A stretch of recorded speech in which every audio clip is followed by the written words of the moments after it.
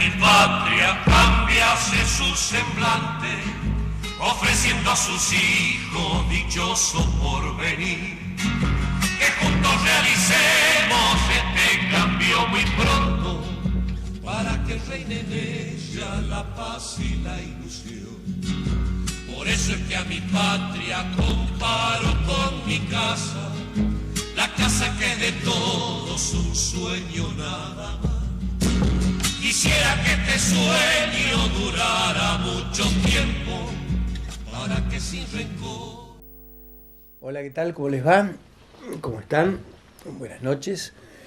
Bueno, como ven, como anuncié por ahí en algún lado con Iván, el doctor Iván, veterinario, yo me animé a... Bueno, ante todo, gracias por venir. No, bueno, un placer. Gracias por estar. A pesar de que Iván estuvo... yo me animé a poner en Facebook deportólogo, veterinario deportólogo, porque le hice un programa hace ya unos cuantos años y él se definió, vos te definiste como deportólogo, no sé si ahora ya No, me gusta. veterinario deportólogo, así era. No, me gusta el deporte, con caballo, ¿no? Con caballo, sí. Exacto, está bien. Bueno, y entonces vamos a tratar desde aquella, no sé cuántos años hará, debe ser como 5 años, qué sé yo. No, más. Más. Y 8 años. 8 años. Sí. Y hace, 8 años que estuvo por acá, pero en esos 8 años hiciste muchas cosas. Mucha agua por abajo del puente. Mucha agua por abajo del puente, por eso le insistí en que venga. Y él, por supuesto, que también generosamente se ofreció a charlar acá y compartir con todos nosotros un poco su vida, ¿no? No vamos a obviar la parte que siempre hago de la historia de cada uno, porque ya la hice con vos y la hice con tu papá también, con Nacho Pawlowski, que ha pasado por este programa. Pero me interesa en principio, vamos a empezar un poco para adelante y después vamos para atrás. Después de haber estado por muchos lugares del mundo y como profesional, digamos, trabajando, ahora nos va a contar la historia de todo lo que ha hecho. Te radicaste acá en Sarmiento, sí. Hace ya julio del año pasado. Julio del año pasado. Sí, estuve... Un poquito más fuerte. Sí, estuve girando hasta que me acomodé. Siempre aterrizar cuando uno se va de la patria no es fácil. No es fácil la vuelta, así que hasta que me instalé y me acomodé y uno laboralmente te organizás, pasa un tiempo. Claro. No es fácil sobre todo porque vos te vas muchos años, me fui 7 años y la gente un poco se olvida de vos, claro. A pesar de que vos seguís trabajando y crecés y madurás y hiciste experiencia, pero la gente que está acá, que es con la cual te vas a relacionar, se olvida un poco. Claro, de hecho mucha gente me preguntó qué estaba haciendo cuando volví. Claro. A pesar de que con una cierta gente te mantenés en contacto por mail o redes sociales, pero la reinserción después de mucho tiempo es difícil. Claro, me imagino. Y tenés que, por más que vengas con todos los títulos que vos quieras, tenés que empezar a ser profeta en tu tierra, y no es fácil. Readaptarte a las circunstancias y al nivel también, o para arriba o por abajo, de donde estamos en la Argentina. Distinto. No, ni más abajo ni más arriba, distinto. Claro. Y bueno, yo creo que yo tuve la suerte de que volví con trabajo, pero te lleva 6-7 meses readaptarte. De vuelta es distinto. Volví en un contexto económico distinto. Me fui soltero, ahora estaba casado con una hija. Eso te iba a decir, claro. No es fácil. ¿Viste? Cuando me fui de acá soltero, te las arreglás muy bien. Claro. Y cuando volvés con familia, ya es otro cuento. Tenés otras obligaciones, ¿no? Y bueno. Pero bueno, ya lo hablaremos. Pero me volví casi de un día para el otro. Y arranqué. Y después las cosas de a poco se van dando. Tenés que readaptarte a la situación del país que se vive ahora y bueno. Y sí, y continuar la vida Sí, y sí, tratar de sí, ir creciendo sí. con todas las circunstancias que Y tenemos te en el diría país. que yo siempre digo que hice experiencias en todos lados. En todos lados es como que arranqué algo nuevo, era un país distinto. Y volver a tu país después de tanto tiempo, con familia, y también casi una experiencia nueva. Ujú. Este, de, de- Vamos a empezar por la familia. A ver, ¿cómo? Porque siempre hacemos la historia del origen y todas estas cosas, pero como ya lo hice, como comenté recién, no lo voy a volver a repetir a pesar de que hace muchos años. Pero empecemos por la familia. ¿Cómo la conociste a la patrona, a la señora? sí, bueno, es Ella me encanta porque es de chusma, yo soy muy chusma, ¿vieron? de chusma y es graciosa, pero A ver, dale. yo me casé con la hermana de un íntimo amigo mío. Ah, mira. Este, fui a mi compañero mío de facultad, o sea, eran muy amigos. Y nos juntábamos a estudiar y bueno, Y ahí la ahí conociste, sí, y la y una conocí. cosa y la otra. Sí, me costó más pedirle permiso a él que salir con ella. Que a ella, Sí, mira sí, vos. sí, no, pasar esa Era, barrera. era bravo el Sí, tipo. era bravísimo, bravísimo. Pero bueno, Mirá vos. finalmente se Te, dio. te dio permiso. Sí. No, pues, los amigos no hay que romperlos, ¿no? No, seguro.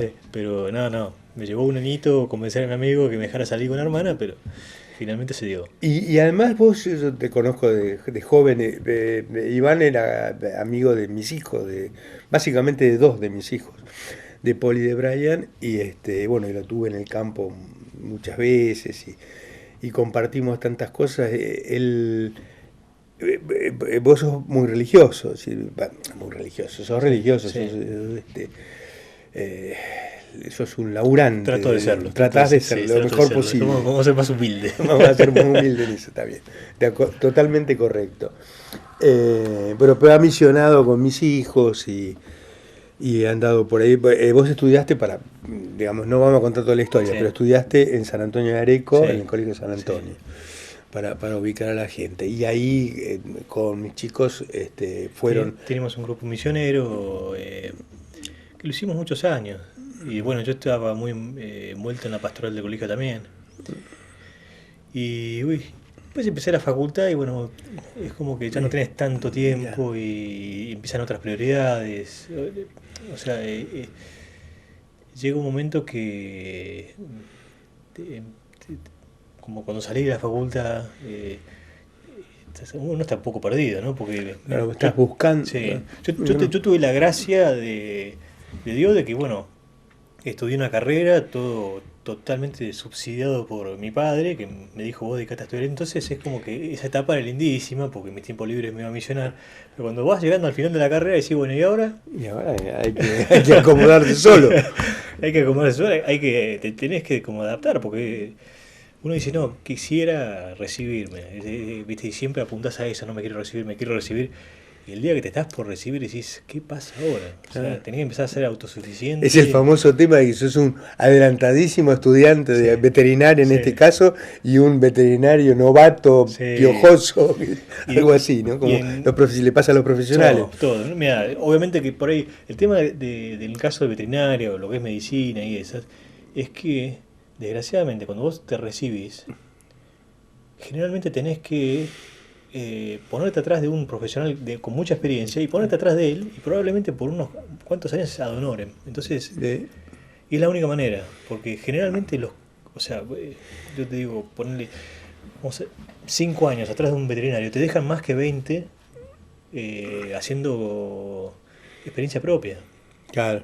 Entonces, yo creo que es una necesidad. Sí, hay que hacerlo. Son años complicados, ¿no? Porque tenés que moverte mucho y yo en su momento cuando me recibí había encontrado una beta con la exportación de caballos, entonces vivía de eso y después el resto del tiempo estaba estaba con veterinarios trabajando con ellos. Pero el tema es que a mí cuando me recibo trabajé un tiempo, estuve con veterinarios haciendo clínica pura y no me gustaba mucho. O sea, no me gustaba eso de estar emparchando lo que otros rompen. Entonces, como te decía, siempre me gustó el deporte me empezó a gustar esto, sí, bueno, ¿y por qué no lo hacemos, por qué no lo hago yo? O sea, usando esos conocimientos que te da la universidad, volcarlos al manejo de un caballo deportivo. Y tardé poco. Yo me había recibido y a los 2 meses me di cuenta que no, que lo mío era entrenar caballos de carrera. Y, y encima después, bueno, me puse a trabajar como te dije, lo mismo que hice con veterinarios, que lo fui haciendo antes de recibirme y después. Cuando dije, bueno, me voy a dedicar a entrenar, dije, bueno, vamos a hacer experiencia con lo que más éxito tienen. Y me fui a trabajar a San Isidro, primero con Coco Bullrich, después con Juan Carlos Maldotti. Antes, bueno, toda la vida trabajamos con Juan Udaondo, que estuvo acá en el campo. Dani Chichurri en su momento también vino acá. Y después mi viejo siempre me dijo que si te querés dedicar a entrenar caballos tenés que ir a Europa, que es donde nació el turf, donde... Claro. Y bueno, así que me fui a Europa 6 meses, después volví. ¿A dónde estuviste en Europa? ¿En qué parte? ¿En qué países? Originalmente estuve en Francia y en Inglaterra, y después estuve un tiempo corto en Suecia, porque tenía contactos ahí para ir a ver un poco, pero un turf muy chico. Y después me vine acá, estuve un año más haciendo experiencia acá y bueno, me largué. Y bueno, me largué con el total apoyo de mi viejo y en un momento dado me llaman de Dubái para ofrecerme un trabajo como entrenador. Y yo acá como no tenía nada que perder, porque la estructura que tenía era muy chica. Y dije, bueno, vamos. En ese momento yo ya estaba de novio. Y dije, bueno, me voy solo a probar. Y fui y me encantó. Más que como te dije, o sea, cuando vos arrancás, tenés que pelearla muy abajo. Y de repente vas a un país donde te dan absolutamente todo. O sea, no solamente te dan la estructura para entrenar con el personal, con todo pago, la organización ya todo armado. O sea, yo caí a una estructura donde faltaba el entrenador, pero ya estaba todo los galopadores, Lo logístico y lo logístico, instrumental. todo, absolutamente. Porque me acuerdo que en una época me mostraste, no sé si en programa o no, pero Sí. unas piletas que van corriendo los caballos. Sí, sí, para, sí. Es decir, No, o sea, todo hacé la de mise en cuenta que vos escena. entrás en una empresa que está funcionando. Ah, O sea, vos te adaptás a la empresa. Y fue muy bueno, porque no solamente yo aporté lo mío, sino que aprendí de la estructura que estaba era funcionando. mutuo. Aprendí mucho de cómo se hacen las cosas. Obviamente que después volvés a la realidad argentina, cuando no hay tanta mano de obra, no hay, o sea, eso es otra cosa, pero lo importante es ver cómo algo funciona. Y cómo aparte que era una caballeriza que ya habían pasado 5 entrenadores. Entonces, cada uno fue dejando sus cosas y vos decís, bueno, y vas tomando las cosas que te sirven, lo que te parece que hay que cambiarlo, lo cambiás, pero fue una experiencia buenísima. Y como te digo, me fui de acá en un contexto difícil, yo estaba soltero, más o menos la peleaba, pero pasas a un lugar donde te dan absolutamente todo, te dan casa, auto, combustible, o sea, tenés que ir y trabajar nomás. Y esa vida te gusta muchísimo, pues es fácil. Y seguro, claro. Pero bueno, después pasan los años. Y se torna, ¿qué? ¿Aburrido o ¿Sabes qué? no aburrido? No sé la palabra. No es aburrido. Bueno, o sea, es una vida muy rutinaria también, ¿viste? Porque el desierto tampoco te da para hacer mucho. Vos pensás que no tenés tu familia, no tenés amigos, o sea, haces amigos, pero te quiero decir, es tan chico Dubái. O sea, lo que vemos acá son cosas inmensas, pero la ciudad en sí es muy chica. Claro, estamos hablando de una ciudad de 2 millones de habitantes. Claro. Entonces es chico, y, o sea, y termina Dubái y tenés desierto. Claro. No hay nada, Sí, absolutamente sí, nada. claro. O sea, entonces pasan Es los años terrible y el primer año decís, llegué al paraíso, o sea, te sentís Y que claro, es lo mejor que te puede pasar. todo brilloso, Sí. todo fantástico, todo. El segundo año decís, che, qué bien la estoy pasando. Y el tercer año ya empieza a ser muy rutinaria la vida. Claro. El trabajo es el mismo, encima de Dubái tiene una cosa que para mí es complicada, que tiene temporada muy corta. Entonces, estás totalmente... Limitado, medio tenés una presión a un inmensa tiempo. durante 5 meses que los jeques quieren correr y quieren tener todo ahí, y después los 8 meses que son fuera de temporada, que los caballos hacen ejercicios muy livianos, tenés que empezar a buscar qué hacer. Claro. Entonces Y no hay mucho que hacer. no hay Pero vamos a ir a un corte, el primer corte, y bueno, vamos a ahondar un poco lo que es vivir en Dubái soltero y luego casado. ¿Vale? Sí. Vamos a ver las diferencias. Vamos al corte, por favor.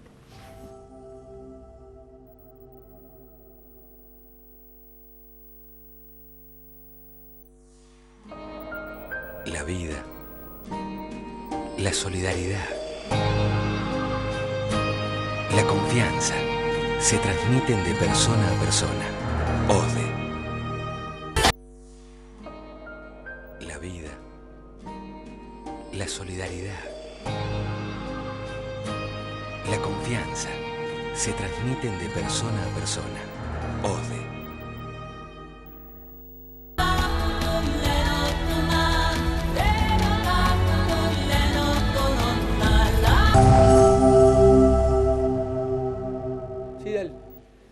Estamos charlando de la vida en Arabia Saudita y en... Antes te quería preguntar, vos dijiste los orígenes, ¿no?, del deporte, del turf y de las carreras.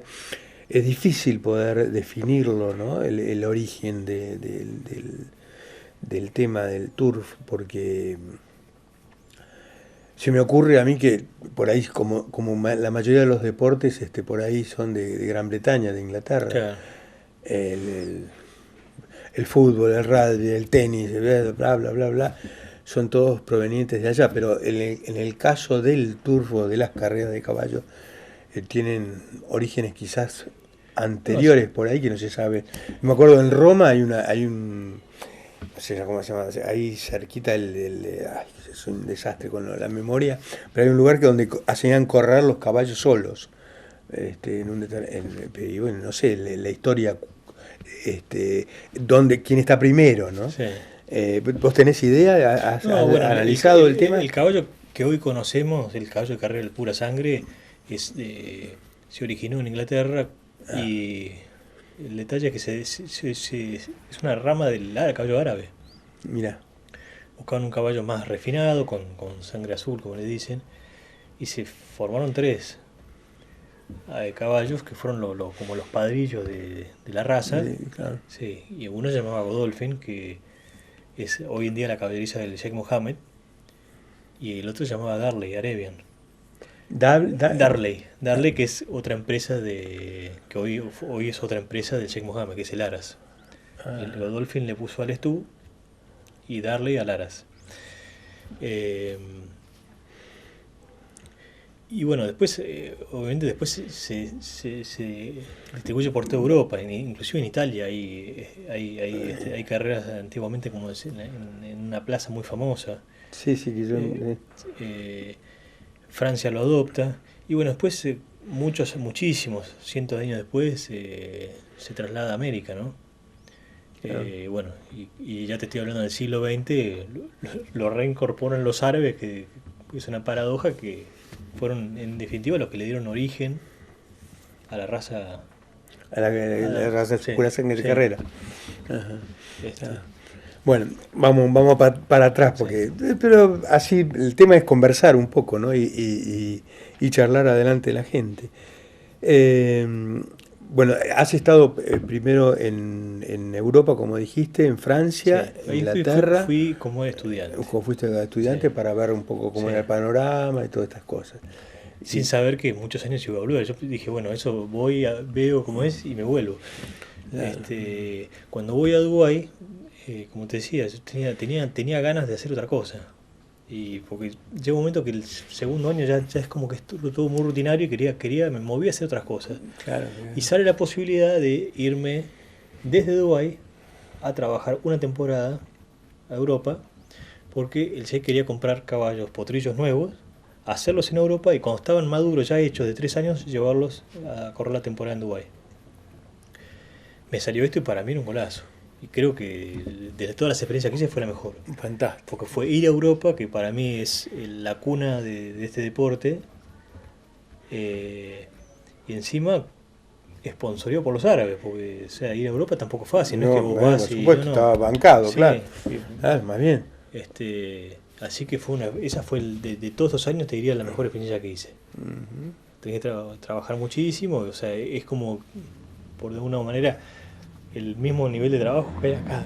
No hay tanto personal, fuimos un grupo muy reducido para allá. Pero fue una experiencia espectacular. Aparte que Europa es otra cosa. Europa es muy tradicionalista en ese sentido. A diferencia de, por ejemplo, no sé, te puedo nombrar Estados Unidos, Australia, que es todo muy científico, avanzado. Y el europeo es más tradicionalista. Y está buenísimo. Está buenísimo. Yo creo que se aprende. A vos te gusta mucho más eso, sí, me contaste. Mira, yo, personalmente, sí, ¿verdad? Contamos. El tema es que cuando vos ves, o sea, más cuando sos estudiante te llama eso del detalle, de lo científico. Pero llega un momento que empezás a ver al europeo, que es lo más empírico, por decirlo de alguna manera, y entendés que las dos cosas se complementan muy bien. ¿Y qué quiero decir con esto? Que yo siempre digo que los extremos son el europeo y el australiano, y por ahí en el medio está el americano, ¿viste? Pero el australiano es un tipo que está permanentemente desarrollando máquinas que te evalúan el caballo y el rendimiento, y yo creo que hoy en día el australiano mide desde el ácido láctico hasta la cantidad de oxígeno que toma, el dióxido de carbono que libera un caballo, te mide todo. Te mide absolutamente encima. El tipo, todo lo que se puede medir, lo mide el australiano. El francés, por ejemplo, que por decir que para mí es el más extremo del otro lado, es un tipo que rara vez lo vas a ver medir algo. Pero el tipo tiene algo que es el sentido común. Que lo huelen en el aire.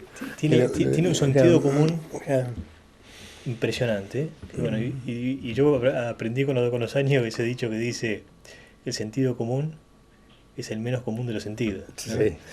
Bueno, el europeo tiene eso. Y como anécdota te cuento, sí, uno de los sheiks, el sheik de Dubái, que el jefe para el que yo trabajaba, se compró una caballeriza grande en Chantilly, en Francia. Las cosas más lindas que había visto. Todo, como sabes, como es Normandía. Un estilo impresionante, todo bien mantenido, con lindo gusto. Y se la compra André Fabre, que fue el entrenador más grande del siglo XX, y hoy hasta el día lo sigue siendo. Fue campeón durante 17 años consecutivos, que es algo que no se vio nunca. Entonces él compra esa caballeriza, pero con la condición de que él se quede adentro y él le maneje sus caballos. Y un día cae el sheik y claro, y le quería decir todas las ideas que iba a hacer en Chantilly. Claro, es como que a un gaucho de repente lo quieras hacer andar una Ferrari Testarossa. Entonces cae a la caballeriza todo impecable, todo con bronce. Entonces él dice: no, acá quiero hacer una pileta. Y el tipo dice: ¿por qué quieres hacer una pileta? No, porque la pileta hay que hacerlo nadar porque le desarrolla los pulmones. Ajá, le dice el tipo. No, y después para problemas articulares. Y el tipo le dice: mire, para empezar, el agua para los patos, dice. Se lo dijo textualmente. Directo, claro. Mire, yo creo que el agua es para los patos, le dice. ¿Y usted cómo hace con los problemas cuando un caballo está con problemas? Dice: bueno, si no puede correr, lo galopo despacio. Si no puede galopar despacio, lo troto. Si no puede trotar, lo camino. Y si no puede caminar, que se quede en reposo en el box. Que haga, claro. Pero te voy a repetir, es algo tan tonto, pero es sentido común. Y ¿viste? Todos desarrollan máquinas para ver cómo hacen rehabilitación. No te digo que esté mal. No, claro, lo lógico es el medio, encontrar el medio, claro. Pero muchas veces, de las cosas que yo vi, que muchas veces se humaniza demasiado el caballo, ¿no es cierto? Entonces uno dice: no, porque tal atleta nada 2 horas por día. No puedes nunca humanizar el caballo, por eso me gusta tanto esto. Porque tenés que, donde vos querés humanizar el caballo, hacer las cosas que a vos te gustan, el caballo generalmente dice: yo esto no me gusta. Es como un adolescente, se da vuelta. Sí, no, siempre digo que el caballo es como un adolescente. Ah, ¿sí? Sí. Como que la enfoque. Tenés que ponerle horarios, tenés que hacer una rutina, pero tenés que sobre todo tenerle la cabeza en paz. Y entonces muchas veces cuando uno dice: no, a mí me gusta trotar y a mí me gusta hacer esto y lo otro, bueno, vos tenés que entender que el caballo no sabe por qué lo está haciendo. Entonces tenés que hacer su rutina de algo que le guste y que lo disfrute. Entonces muchas veces nosotros decimos: no, vamos a hacer nadar al caballo. Pero hay caballos que no le gusta nadar. El nadar es un ejercicio muy bueno. Para algunos, claro, sí. Como decís vos, también le gusta a uno, a otro no. Hay caballos que la pasan mal. Entonces, te digo, y ahí está la capacidad de uno de darse cuenta qué es lo que le está pasando al caballo, porque el caballo no habla, pero te expresa las cosas de distintas maneras. Claro. El tema es percibir esto, ¿no? Y ahí está un poco lo que decías vos de los franceses. Sí. El francés es un tipo muy perceptivo, a diferencia del australiano, como te digo, que enseguida lo va a medir de alguna manera, le va a poner algún aparatito. Sí, bueno, de hecho otra de las cosas que me pasó como experiencia, me llegó un caballo que era muy bueno de Estados Unidos una vez y mi jefe dice, lo vas a entrenar vos, listo, lo voy a buscar, el caballo estaba gordo como un chancho. Y teníamos que correr la Copa del Mundo en 6 semanas. Yo lo miraba y decía, no llegamos ni a palos.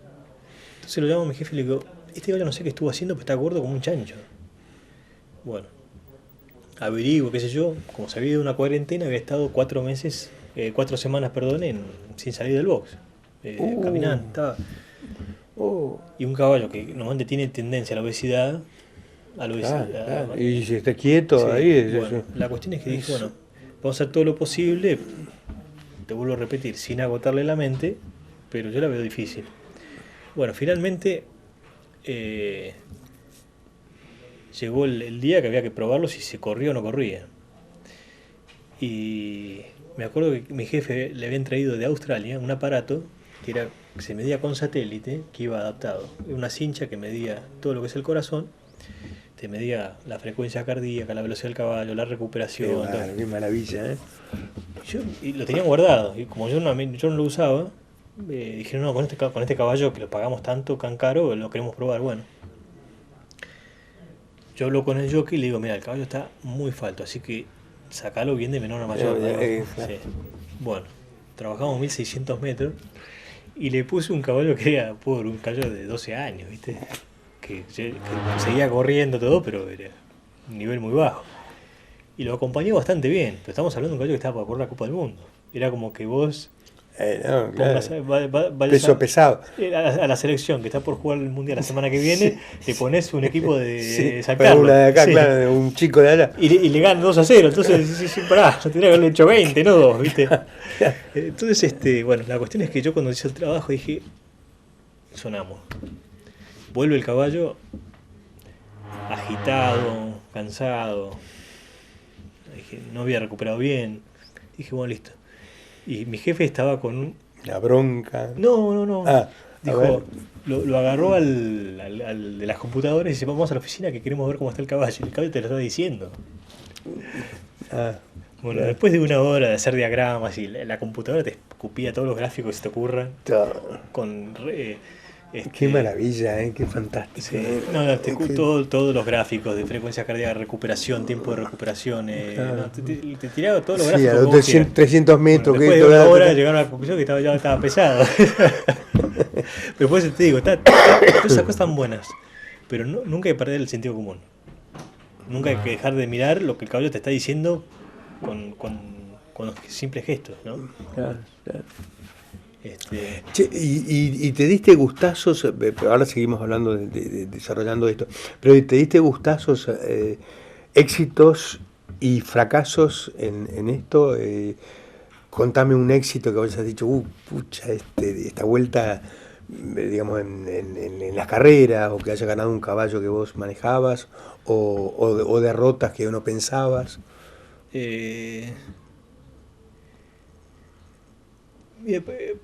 Éxitos por el momento en el que se dio. Yo cuando recién llegué, dejás de ser hijo de Nacho Pavlovsky, pasás a ser una persona común y corriente. Claro. Ahí Nacho Pavlovsky, bueno, ya no hace falta que les comente que es para mí el veterinario más importante, por lo menos de la Argentina, en esto de caballos. Pero lo digo yo, vos no te comprometas. Me pone mucha presión. Te pongo mucha presión, lo digo yo, sí, punto. Se terminó, acá no hay democracia. El papá de él. Pero claro, allá el mundo es muy grande. Sí. Y entonces, claro, en un momento determinado sos Iván Pavlovsky. Sí, sos una persona más. Una persona más. Entonces, nadie le importa, hijo de quién sos. Vos tenés que demostrar lo que sabés en los resultados. Y desgraciadamente es así. Y como te digo, el problema de Dubái es que la temporada es muy corta, dura 5 meses. Entonces, vos al mes no tenés resultados, se te viene el mundo encima. Y no me quiero extender mucho, pero es muy difícil porque son caballos que vos no conocés. Es un clima muy adverso, o sea, mucho calor con mucha humedad. O sea, el entrenamiento... ¿Estás hablando de Dubái, Arabia Saudita? Dubái particularmente Okay, porque está sobre el Golfo Pérsico, está con el mar al lado. Entonces, cuando sopla el viento del lado del mar, hay una humedad del 80% una terrible. Humedad Entonces, prácticamente durante el verano no puedes hacer nada y después tienes 2 meses para poner los caballos. Yo cuando fui, lo primero que hice, o sea, cuando vas a un lugar así, lo que tenés que hacer para no cometer errores graves es, fíjate quién es el que más gana y tratá de hacer lo mismo. Después vos de a poquito le vas corrigiendo las cosas. Qué bueno lo que estás diciendo, es muy importante, pero para todos. Sí. Pero dale. Cuando vos estás perdido en un lugar que no conoces el ambiente, no sabes cómo se maneja, no conoces el sistema, es lo más fácil. Es copiar. Copiar al que más gana, o al más exitoso. Y después, una vez que vos te sentís cómodo, como que el auto va en la ruta, firme, sí, bueno, vamos a bajar un cambio, vamos a hacer esto. Pero cuando vos vas a un país donde tiene distintas canchas, distintos climas, distintos caballos, distinta organización, todo distinto, cometés y te la jugás con un sistema tuyo que anduvo a 50.000 kilómetros, corres el riesgo que te vaya muy mal y que te rajen a la segunda semana. Claro, es un compromiso. Sí. Pero bueno, los resultados al principio, el primer mes me acuerdo que no fueron buenos. Sobre todo caballos que ellos esperaban mucho y que para mí era como que se les había pasado el cuarto de hora. O sea, los caballos cuando van ganando, obviamente van subiendo de categoría. Y hay caballos que... Y claro, tienen un límite. Para ellos habían llegado a su límite, pero bueno. Mi jefe, que tenía 2 caballerizas, no creía lo mismo. Entonces me acuerdo que en un determinado momento me saca un caballo que él creía que era muy bueno. Y yo creía que era normal, que había llegado a su techo y ese era todo. Y como en el otro tuve que sacar caballos, porque o sea, era cambio por cambio, me manda un caballo de 7 años, flaco que parecía el de Don Quijote, no sabe lo flaco que estaba el caballo. Y bueno, la cuestión es que es muy largo, como dice, pero... Sí, redondeala porque tenemos que ir al corte, pero a ver. Finalmente el caballo lo acomodamos y un día corren el caballo que me habían sacado con el viejito este. Y le gano por la cabeza. Esa no fue la primera, pues fue la segunda carrera que gané en Dubái como entrenador. Qué linda. Qué satisfacción. Sí, pues fue un desahogo. ¿No? Mira que yo no soy revanchista, pero fue un desahogo enorme para mí. Claro, por supuesto. Es saber que estás en tu razón. Después gané carreras con caballos buenos, que corrían mucho, pero ese fue, así me entendés, es como que era distinto, ¿no? Porque sí, es personal, en lo personal que vos decís, había mucho trabajo mío, personal y de equipo. Con un caballo que no era fácil, un caballo que tenía sus años y ya estaba de vuelta y bueno, es como que le pudimos sacar una carrera más. Un caballo que estaba desahuciado. Qué lindo. Tenemos que ir al último corte, pero después vamos a hablar un poco de la vida en Dubái, de la vida de casado en Arabia Saudita, en Dubái o en distintos lugares. Y después, bueno, vamos a hacer toda la comparativa que estás haciendo con la actualidad en la Argentina. Que bueno, eso es explosivo, me parece. Pero bueno, vamos al corte, por favor.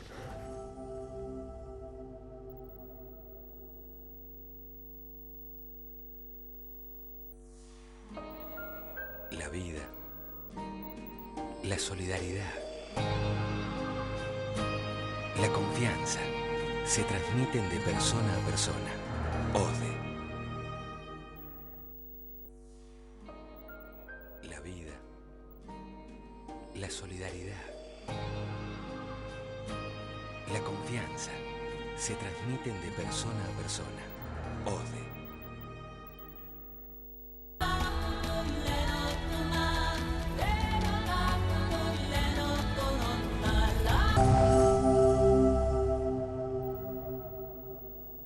Te lo cuento en cámara. Le estaba contando que mi memoria, el Alzheimer y la edad se van juntando y vieron cómo es la cosa, ¿no? Le estaba contando de Roma, en el Coliseo Romano, al lado del Coliseo Romano, ahí a 3 cuadras, no me acuerdo, no me pregunten demasiado, porque hay un circuito, están todas rocas, todo piedras, y ahí hacían correr los caballos, pero sin jinete. Estoy hablando de la época del Coliseo Romano, ¿no? Si vos pensás que los romanos inventamos Londres e inventamos París. Con el Imperio Romano los tanos, hicimos Londres e hicimos París. Después vinieron los ingleses y así. Pero bueno, hay un circuito donde los romanos hacían correr a los caballos, pero los caballos solos, sin jinete. Es decir, por eso decía que el origen, dónde está, y bueno, no se sabe, ¿no? Porque después es muy difícil. Pero volvamos recapitulemos, porque me agarraron justo que estaba contando estas cosas, entonces los quería hacer partícipe de la charla. Yo decía, ahora el tema, después volvemos a los caballos y todo, pero el tema de la vida en Dubái como soltero y como casado, porque has estado de las dos cosas, ¿no? Contame un poco cómo es la vida ahí, porque me imagino lo que debe ser lo que estabas diciendo, ¿no? Trato de pensar en un lugar donde, chico, como decís vos, que después de un determinado momento está el desierto. Sí. No hay absolutamente nada, o sea, todo está radicado en un sector determinado donde hay gente, pero además están los occidentales y los árabes, digamos. Sí. Que se me ocurre difícil, no conozco, pero... Mira, yo te hago un resumen. Un breve resumen de cómo nace Dubái. Eran 7 emiratos, de los cuales forma Abu Dhabi, que Abu Dhabi es conocido porque hay un abierto de tenis, está la Fórmula 1. Dubái es el segundo. Sharjah, Fujairah, eran 7 emiratos que en un momento determinado se quieren unir como país. Todos estos, Dubái y Abu Dhabi, todos estos países vivían del comercio, porque están en una zona estratégica del Golfo Pérsico, que une el mar Arábico con el Golfo Pérsico, que es un punto estratégico muy importante para el comercio. Y vivían básicamente el comercio de oro y de perlas. Con la crisis del 30, el mundo deja de consumir bienes de lujo, entonces se viene una crisis enorme. Y era un país realmente pobre. Si vos ves, te vuelvo a repetir, años 30, 40, era un país muy pobre. Hasta que empieza la revolución petrolera y ellos descubren que tenían reservas de petróleo muy grandes. Entonces, obviamente, eran países muy pobres. No tenían plata para invertir en todo lo que es excavación. La extracción estamos como con vaca muerta, sí. Digamos. Y te diría peor. Peor, claro. Peor. Mucho peor. De un país recontra rico, pero que vive, abajo, claro. Imagínate pescadores. Claro. Pescadores, sí. pescadores. O sea, y bereberes, acá algo tenemos, claro. O sea, tenemos esta vaca muerta, pero esta IPF, hay referencia, no había nada, hay un conocimiento. No había nada para hacer no había una pala para hacer un pozo. ¿Qué hacen ellos? Deciden pasarle la pelota a los ingleses. De hecho, los primeros que extraen son los ingleses y los norteamericanos ahí pegados. Hablan inglés, tienen una fuerte influencia. Seguro, son los primeros que extraen, sí. Ellos le dan la concesión de todo lo que es exploración a los ingleses. Y ellos recién empiezan a producir petróleo en el año 64. Dubái es un país que cumplió 40 años hace poco. No Dubái, estamos Emiratos Árabes. Cumplió 40 años como país. Hace 40, ahora deben ser 42, 43. Sí. Más o menos. No me acuerdo exactamente, pero se cumplió hace poco 40 años, deben tener 43 años como país. Empiezan a crecer. Empieza la revolución petrolera, empiezan a crecer. Una bomba. Y el PBI del país es enorme para la población que es, son muy pocos habitantes ellos. Para que te des una idea, Dubái tiene 2 millones de habitantes, de lo cual el 80% éramos extranjeros. Pero, ¿por qué fueron una gran nación? Desde el día 1 sabían que el petróleo es un recurso que no es ilimitado. Entonces empezaron a invertir mucho y obviamente para ser una población muy chica se les hace más fácil, empezaron a invertir mucho en educación. Y Sheikh Mohammed, que es el jeque de ahora, fue un visionario en decir, bueno, vamos a prepararnos ya a partir del día de hoy para el día que falte petróleo. Y empezaron a hacer una mega ciudad con alternativas para autos. De todo un poco, sí. Claro. Y empezaron con el tema del turismo y por sobre todas las cosas empezaron con el tema de los holdings, que son constructoras que armaban proyectos y para mí, no tengo la palabra engañar, pero ¿cómo te puedo explicar? Le hicieron creer al mundo que ahí podía crecer de manera ilimitada. Y empezaron a hacer una ciudad gigantesca, pero en un momento el 25% de las grúas del mundo estaban en Dubái. Para que te des una idea, Dubái crecía al 25% anual. Disparate. O sea, nosotros crecíamos al 8 y reventamos por el aire, imagínate ellos que crecían al 25.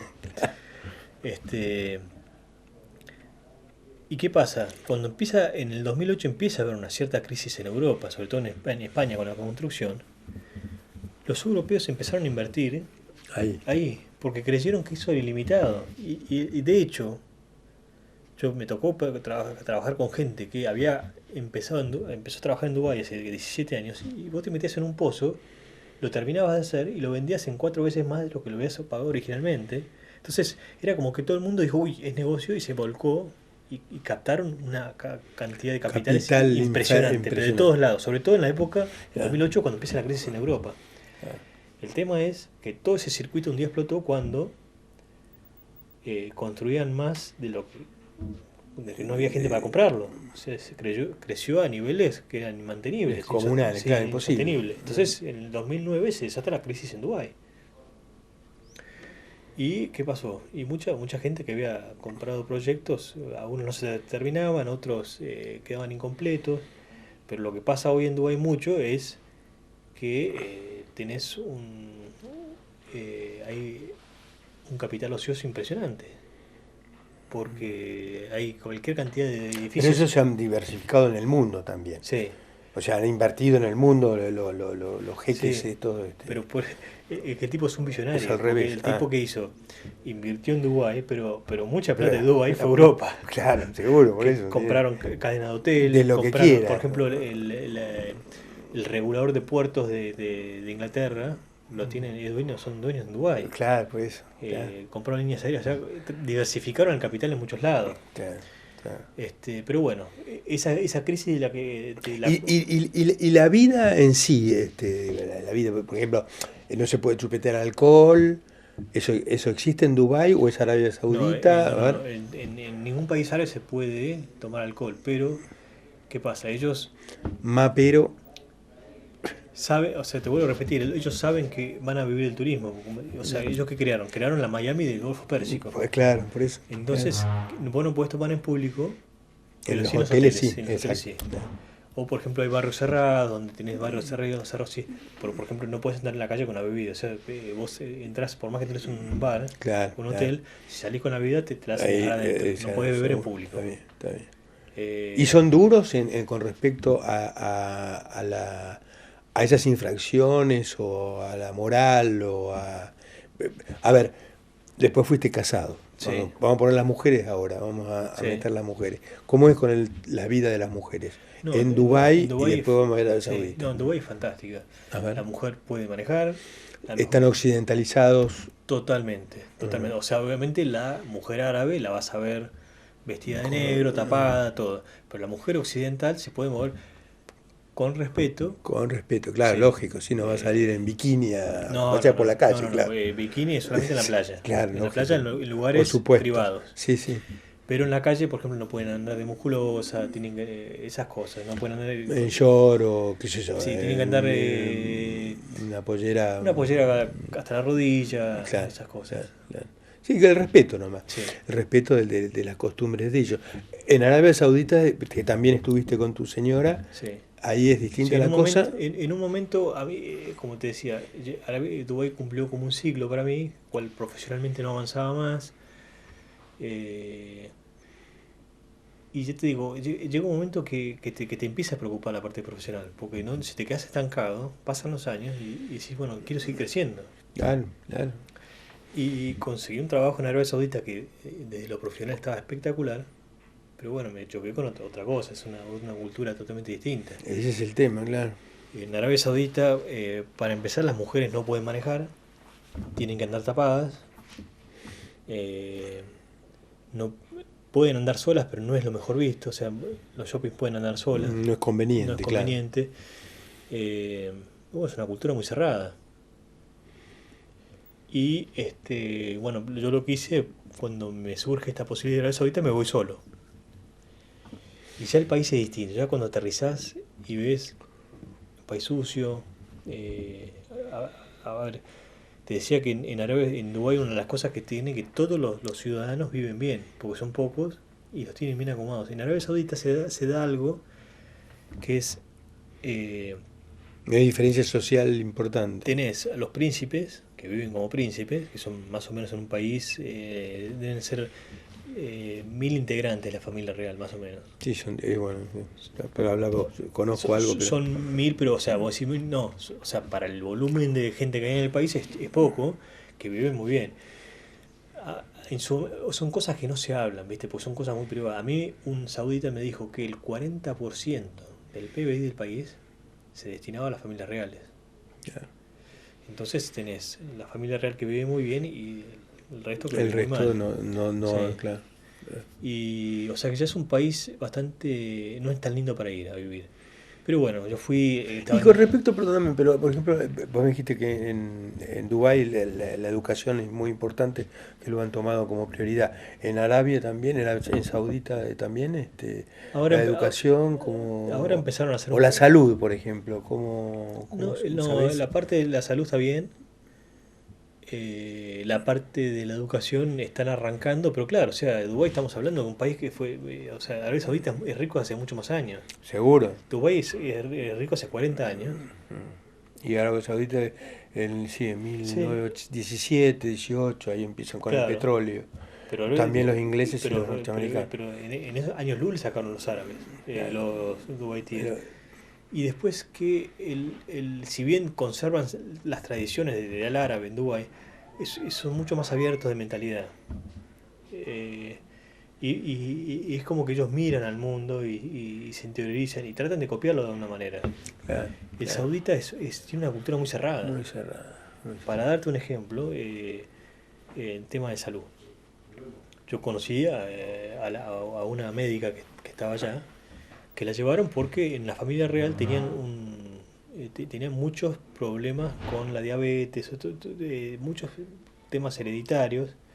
Entonces ellos empezaron a hacer un estudio y se dieron cuenta que el problema era que ellos, para conservar la línea sanguínea, la retrocruce, se casaban entre primos. Claro. Y se siguen casando entre primos. Entonces ellos lo que pueden... bueno, hay un problema terrible. Claro, pues para conservar el poder de la familia se casaban con primas. Entonces, ¿qué hacen ellos? Los médicos dicen, bueno, hagamos una cosa, si quieren casar con primas, que se casen, pero antes les tenemos que hacer un estudio genético para ver el riesgo que hay. El problema, claro. El rey le contestó, no, el casamiento va a ser así, va a ser la voluntad de Dios. Lo que venga. Claro. Y ella le quiso decir, bueno, pero justamente Dios me mandó acá para enseñarte lo que tenés que hacer, pero ya te digo, es una cultura muy cerrada, es difícil. Claro, muy difícil, nada, te entiendo. Bueno, por eso la Iglesia Católica no prohíbe, pero hasta cierto punto después el tema de los cruzamientos entre parientes lo para, ¿no? Lo controla. Sí, hay cantidad de enfermedades que obviamente se potencian al cruzarse Sí, seguro. Pasa con los animales, bueno, vos sabés perfectamente, ¿no? Son individuos se produce con la famosa consanguinidad. La consanguinidad la retrocruza, el cruzamiento entre los animales. Entre los animales, entre los seres vivos, digamos, ¿no? No es del todo bueno. A veces causa al revés, o sea, a veces una retrocruza, una consanguinidad puede potenciarse en positiva, ¿no? Sí. Se puede, bueno, mira, estoy yo hablando de retrocruz y consanguinidad con este tipo que sabe todo respecto a esto. Pero bueno, yo también, porque algo de perros y gatos y vacunos y qué sé yo cuánto, y algo de eso en el tiempo he aprendido.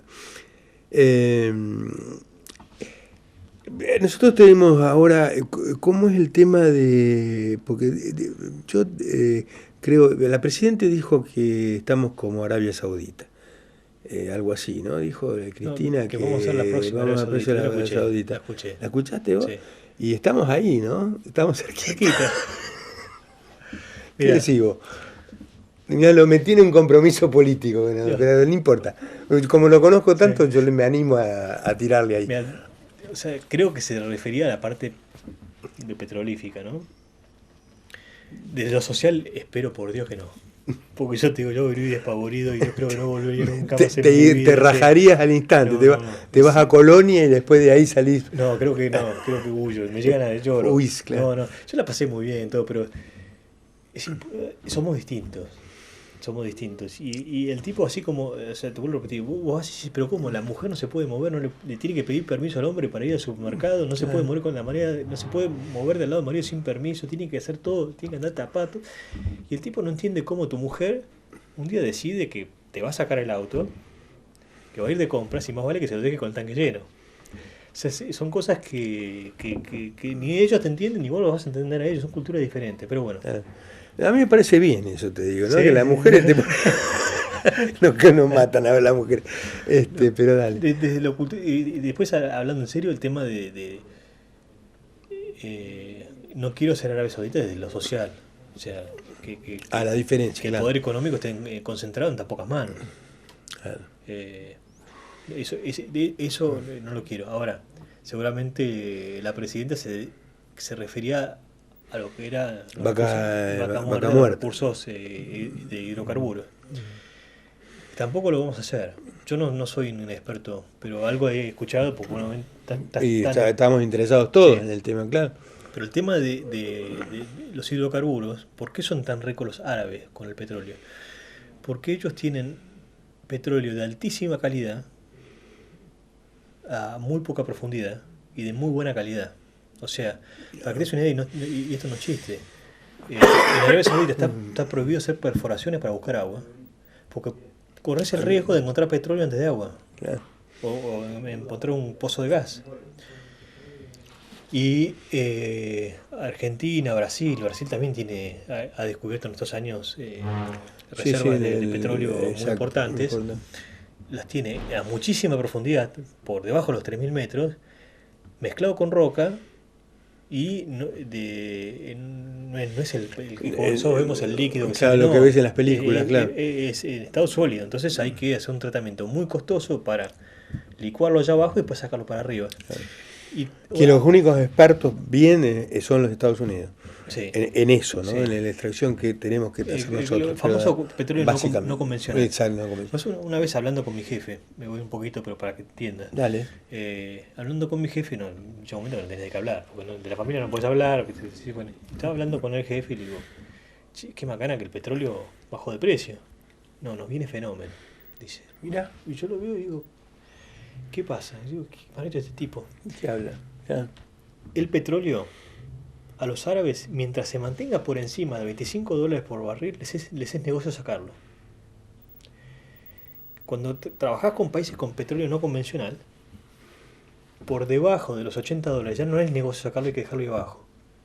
Entonces a ellos no les conviene que esté por encima de los $100, porque tienen competencia en todos lados del mundo para vender su Claro, petróleo. porque empiezan a salir, Sí. a Entonces, aflorar todos estos que estamos hablando. Claro. Argentina, Brasil, bueno, por decir dos Sí, ejemplos. sí. Es negocio empezar a buscar el no convencional Sí. o lo que sea. Entonces a ellos les conviene que esté Se quede ahí, claro. que esté por encima de los 20 y Está por bien. debajo de los 80. Mirá vos, claro. Obviamente es una mentalidad muy cortoplacista, porque decís, bueno, están rifando el petróleo que tienen y ahora y las generaciones futuras no se van a quedar sin nada, pero esa es la diferencia. O sea, los árabes producen petróleo con muy poco costo y tienen enormes cantidades. La verdad que en volumen de reservas no lo sé y tampoco quiero hablar. Y en función, vamos a salir del petróleo, en función, digamos, de lo que decías vos, ellos han explotado muy bien el tema del turismo y me imagino que algunas otras cosas, la industria o el sector agropecuario, ¿pueden ellos en esos lugares hacer...? Bueno, el tema es que es... yo te voy a decir una cosa, Argentina... Todo el mundo está ahora con vaca muerta, Sí. pero Argentina es un país Maravilloso. inmensamente rico, Maravilloso. inmensamente rico en recursos. Y vos cuando estás en Dubái o en estos países, te das cuenta, Argentina tiene minerales, tiene agua, Lo que se te ocurra, sí. Es que el agua va a ser... Bueno, y ahora contame, porque eso lo sabemos Sí. todos y nos queremos gatillar cuando Sí. y qué mal nos va con todo lo que tenemos, ¿no? Pero nos pusieron a los gobernantes, así que cuando venís para acá y ahora vos estás loco que venís para acá a laburar, No, después de haber estado en todos esos lugares fantásticos, no, porque, con o buena sea, plata y todo. Pero de ahí vos también sos muy amiguero, yo soy muy amiguero, soy familiero, familiero, sí. Eh, como somos todos sí. nosotros. Pero yo yo creo que cada etapa en la vida uno lo tiene que tomarlo como lo que es. Es una Aprendizaje, etapa, un claro. aprendizaje. Aprendí muchísimo. Hoy tengo una casa que de otra manera no lo hubiese tenido. Me hice un capital para arrancar, porque, ¿sabe? Hiciste plata. Hice un capital para Hiciste arrancar. un capital Sí. para arrancar. O sea, hoy tengo herramientas que antes no las tenía. Y muchas veces sabes el cómo, pero no tenés la manera de hacerlo. Porque no tenés los medios. Entonces, a mí me ayudó a armarme acá para arrancar a trabajar. Y obviamente volví a Argentina y obviamente el contexto es complicado. Pero Hoy más todavía, porque Sí. que a otros años anteriores. Sí, es decir, yo en el- porque veo, siento, escucho Yo me el fui tema, en- por ejemplo, del turf o del polo o de lo que sea deportivo, está como todo, ¿no? Difícil, son momentos está complicado. complicados. Más que nosotros dependemos mucho en enorme medida de lo que es la agroindustria. Y cuando el sector está castigado, nosotros sentimos las consecuencias, obviamente, no somos... Están al margen. Claro. No, para nada. Y bueno, yo me fui en el 2007, ya había cierta inflación, pero era todo controlable. O sea, era todo, ahora creo que es como que todos los problemas que teníamos se han acelerado y hoy creo que desgraciadamente te tenés que conformar con subsistir. Claro. Tenés que conformarte con no desaparecer, por decirlo de alguna manera. Y creo que yo trato siempre de buscar lo positivo. Y lo positivo es que o sea,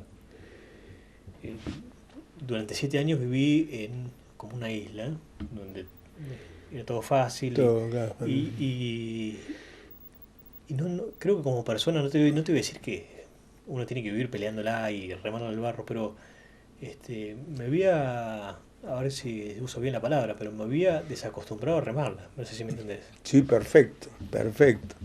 Sí. Y creo que volví acá y yo me sorprendo porque Estabas yo le tenía aletargado en no, una... le tenía claro. pánico al volver, porque te vuelvo a repetir, estás como en una zona de confort, decís, yo tengo Está todo, claro.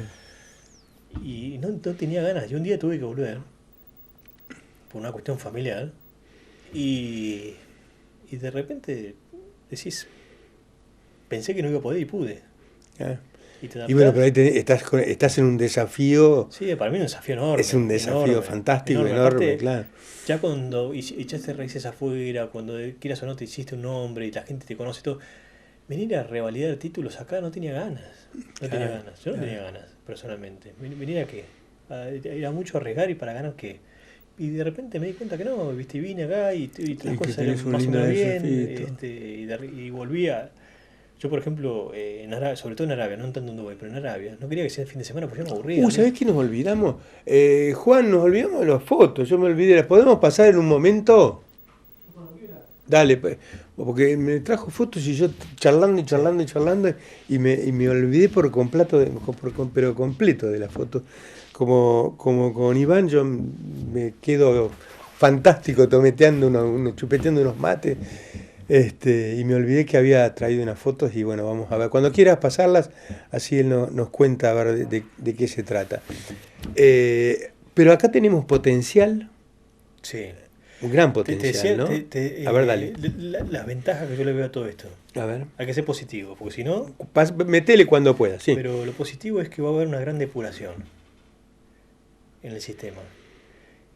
Depuración de caballos. Está bien eso. O sea, claro. nos vamos a limpiar. Ahora hay que empezar a seleccionar lo muy bueno y creo que lo que sobreviva a esta tormenta, en el futuro hay futuro, por supuesto. Ujú. Ahí estamos con la foto. Sí. A ver, contá, ¿qué es esto? No, eso te lo muestro. O sea, estamos hablando de... ¿Dónde es esto? Eso es en Dubái. Uruguay. Ajá. Para que veas, eso es todo desierto. Eso en algún momento fue arena y ahora es todo verde. Fantástico. Y lo que ves ahí son todos canteros con flores. Con riego y flores. El y todo. riego, te vuelvo a repetir, no tienen agua como tenemos nosotros. Pasá nomás, sí. El agua ellos la producen a partir de esa salinificación del agua de mar. O, Claro.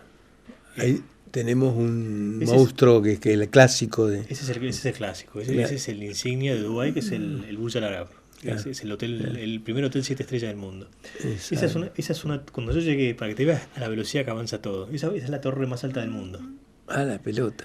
Cuando yo llegué estaba ahí, estaba en 500 y pico de metros. Como la ves, sin estructura exterior, solamente la parte estructural interna. Ujú. Y en 3 años se terminó y hoy es la torre más alta del mundo, con 800 metros. Qué barro. Qué fenómeno. Bueno, Ahí está. te traje, esos son parte todo lo que es innovación arquitectónica ellos lo tienen y llaman a concursos para hacer Súper, proyectos, claro. todo lo más Todo lo novedoso de la grande arquitectura y y la arquitectura lo tienen ahí. novedoso y fantástico. Mira lo que es eso. Eso que ves ahí es un complejo de hoteles que ellos quisieron recrear la famosa Venecia. Son todos con canales artificiales y es un complejo de hoteles y restaurantes y todo, como ves, agua de mar pero cristalina, impecable. Claro.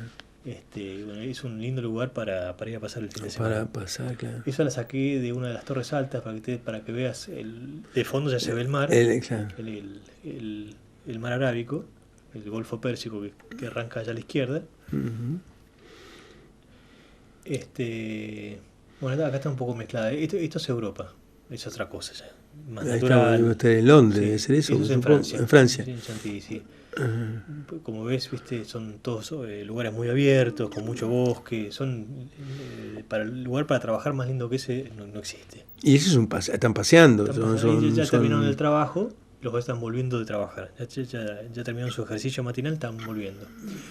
Eso es el hipódromo de Chantilly, para que veas lo que es la diferencia. O sea, en un lugar es todo una modernoso. chocita Sí. nomás. Eso que ves ahí es un cuento divertido. Pero ¿Y ese es un actor que está ahí? ese es un actor de Hollywood. Eso que ven ahí, uno diría, eso que es un palacio. No es un palacio. Eso es la caballeriza del castillo. Sí. Eso no tienen derecho. Sí, Hay que eso era atacar, Chantilly. hay que bombardearlos. Eso era el Chantilly. Y te explico por qué es así. Porque un rey de aquella época decía que era fanático de los caballos y decía que las personas se reencarnaban como caballos. Entonces les hizo un castillo. esa caballeriza. Mira vos. Ese es el castillo de Chantilly. Que es el hipódromo tiene al fondo el castillo y la caballeriza. Que hoy la caballeriza es un museo. Mirá, qué bárbaro. Qué maravilla. Acá estamos Se terminó, ¿no? en la primera, sí. No sé, qué fantástico. Nos tenemos que invadir. Pero Sí. además que nosotros ya ahora lo vamos a superar. Sí, dentro de poco. Según Cristina, que nos tengan miedo, porque vamos a ir a comprar ese coso, esa torre. En cualquier momento. Bueno, pero nosotros tenemos, rebobinando y cerrando, nosotros tenemos un potencial en el caso del turf, concretamente, que ahora está medio aletargado, Sí. complicado, difícil. Es decir, y además, bueno, hay distintas versiones, ¿no? Porque, por ejemplo, tu papá la otra vez me contaba, estábamos ahí en el remate de los Dugan, Sí. y me decía que se había encerrado una cantidad, en el interior, que había carreras, no sé si cuadreras, pero había un movimiento de carreras que se ha achicado mucho a Buenos Aires. Y eso le saca un poco de capacidad, de juego económico, me refiero. Sí, está muy centralizado hoy en día. Está muy centralizado. De hecho, nos guste o no, los grandes hipódromos son los de La Plata, San Isidro y Palermo. Y Palermo, exacto. Ahora hay está el hipódromo de La Punta de San Luis, que abrió ahora, es un hipódromo nuevo. En Santa Fe, en Las Flores abrieron uno. Pero de todas maneras falta un impulso muy grande al interior. Falta un impulso muy grande. De todas maneras, te vuelvo a repetir, creo que nos hemos agrandado demasiado. Estamos hablando que la Argentina tiene 8.000 nacimientos por año. Y creo que es interesante, a ver. creo que Es mucho. Es muchísimo, sí, porque llega un momento que hay más caballos de lo que el mercado puede absorber. Y fue es lo que nos está pasando ahora. Ujú. Entonces te decía que esta crisis nos va a obligar a seleccionar mucho. Ajá.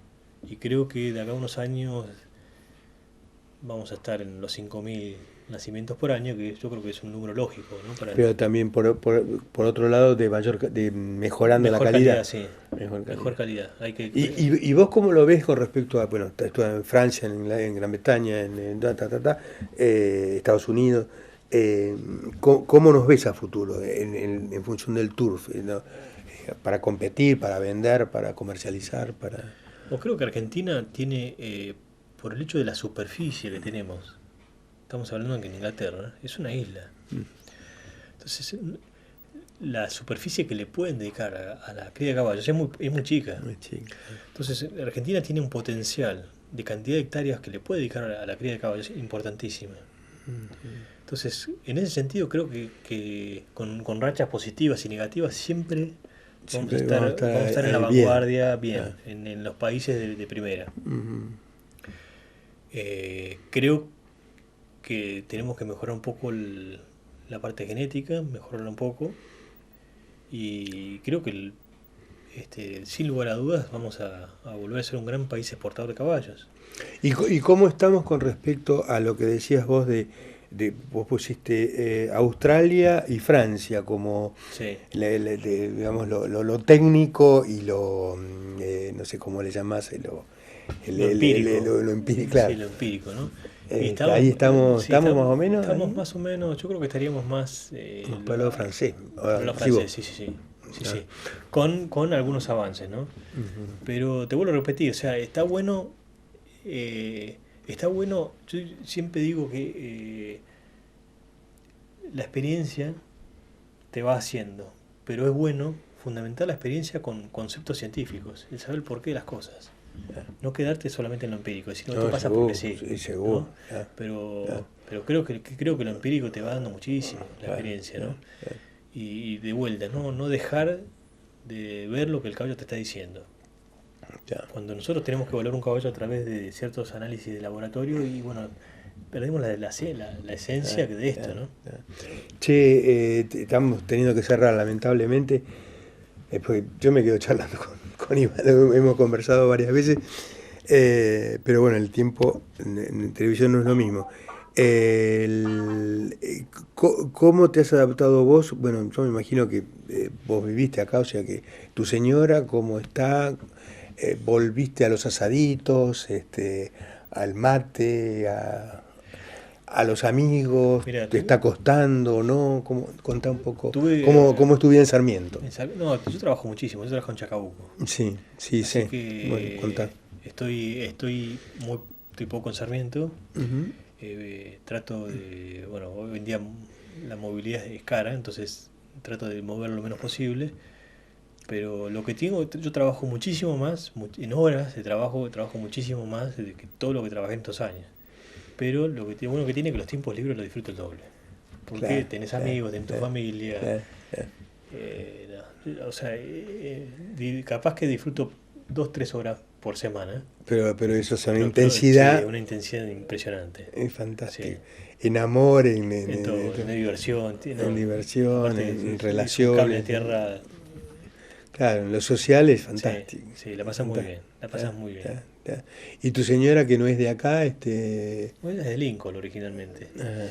También es de pueblo, digamos. Sí, pero bueno, por parte de su madre, que es Olveira, o sea, más tirando a Carmen D'Areco, ¿no? Pero bueno, tiene el Aras Don Yayo, que queda acá cerca. Está cerquita, claro. A 12 kilómetros, entonces es como que de alguna manera es de la zona. De la zona, Sí. está. No, pero además los pueblos son todos parecidos, digamos, la vida, de la relación de los seres humanos Sí. es distinta a, bueno, allá, por lejos, ¿no? Allá donde tuviste vos. Sí. Pero es bueno estar en los pagos nuestros, ¿no? Sí. Sea Lincoln, Carmen, Capitán Sarmiento o el que fuere, ¿no? Porque tenemos unas ondas semejantes. Sí, bueno, Para mí sería difícil vivir en otro pueblo, como que ya me volví y quería venir acá. Ya te hiciste sarmentero. Sí, sarmentero. Así que, tipo, la verdad que viajo muchísimo entre semanas, pero bueno, los fines de semana estoy acá, tranquilo. Está. Bueno, se nos acabó el tiempo, ya no nos pasamos un cacho y no quiero robar más tiempo del que debo. Iván, muchísimas gracias por estar. Bueno, muchas gracias. Ahí me está llamando, debe ser la patrona. Te agradezco de verdad porque me encanta charlar y te das cuenta y lo sabes con vos. Así que bueno, espero que les haya gustado, espero que hayan aprendido un poco del turf y el turf en el mundo, ¿no? Bueno, gracias. Será hasta la próxima a mi manera. Chao, gracias. Quisiera que mi patria cambiase su semblante, ofreciendo a sus hijos dichoso porvenir, que juntos realicemos este cambio muy pronto, para que reine en ella la paz y la ilusión. Por eso es que a mi patria comparo con mi casa, la casa que es de todos un sueño nada más. Quisiera que este sueño durara mucho tiempo, para que sin rencor